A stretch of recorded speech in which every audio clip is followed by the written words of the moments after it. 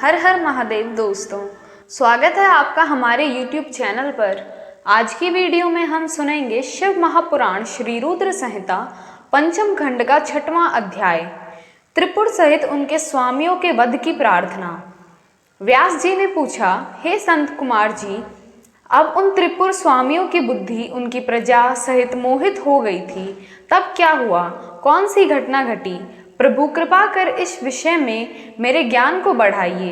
तब व्यास जी के प्रश्न का उत्तर देते हुए संत कुमार जी बोले, हे महर्षि, जब उन तीनों पुरों का मुख पूर्व दिशा की ओर हो गया और तारकाक्ष, कमलाक्ष और विघ्नमाली नामक दैत्यों ने भगवान शिव का पूजन और अर्चन छोड़ दिया, तब उनके राज्य में चारों ओर दुराचार फैल गया।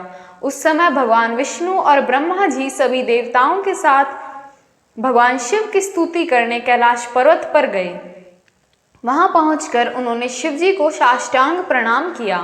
तत्पश्चात देवता बोले, हे देवाधिदेव, हे करुणा निधान, आप सभी जीवों के आत्मस्वरूप, कल्याण करने वाले और अपने भक्तों की पीड़ा हरने वाले हैं।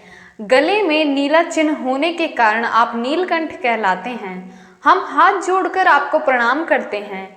आप सब प्राणियों एवं देवताओं के लिए वंदनीय हैं तथा सबकी बाधाओं और विपत्तियों को दूर करते हैं। भगवान, आप ही रजोगुण, सतोगुण और तमोगुण के आश्रय से ब्रह्मा, विष्णु और महेश के अवतार धारक जगत की सृष्टि, पालन और संहार करते हैं। आप ही अपने भक्तों को इस भव सागर से पार करने वाले हैं। वेद आपके पर ब्रह्म स्वरूप और तत्स्वरूप का वर्णन करते हैं। आप सर्वव्यापी, सर्वात्मा और इन तीन लोकों के अधिपति हैं। आप सूर्य से भी अधिक तेजस्वी और दीप्तिमान हैं। हम आपको नमस्कार करते हैं। आप ही इस प्रकृति के प्रवर्तक हैं तथा सब प्राणियों के शरीर में रहते हैं। ऐसे परमेश्वर को हम प्रणाम करते हैं। हे शिव शंभो, तारकाक्ष, कमलाक्ष और विघ्नमाली नामक त्रिपुर स्वामियों ने हम देवताओं को अनेकों प्रकार से परेशान कर प्रताड़ित किया है। वे देवताओं का विनाश करने के लिए उन्मुख हैं। हे प्रभु, हम आपकी शरण में आए हैं। भगवान, उन असुरों का विनाश करके हमारी रक्षा कीजिए। इस समय तीनों असुरों ने धर्म मार्ग को छोड़ दिया है और नास्तिक शास्त्र का पालन कर रहे हैं। आपकी इच्छा के अनुरूप तारकाक्ष, कमलाक्ष और विघ्नमाली तीनों धर्म कर्म से विमुख हो गए हैं। अतः अब आप उनका वध कर देवताओं को मुक्ति दिलाइए। इस प्रकार कहकर सभी देवता चुप हो नतमस्तक झुकाकर खड़े हो गए।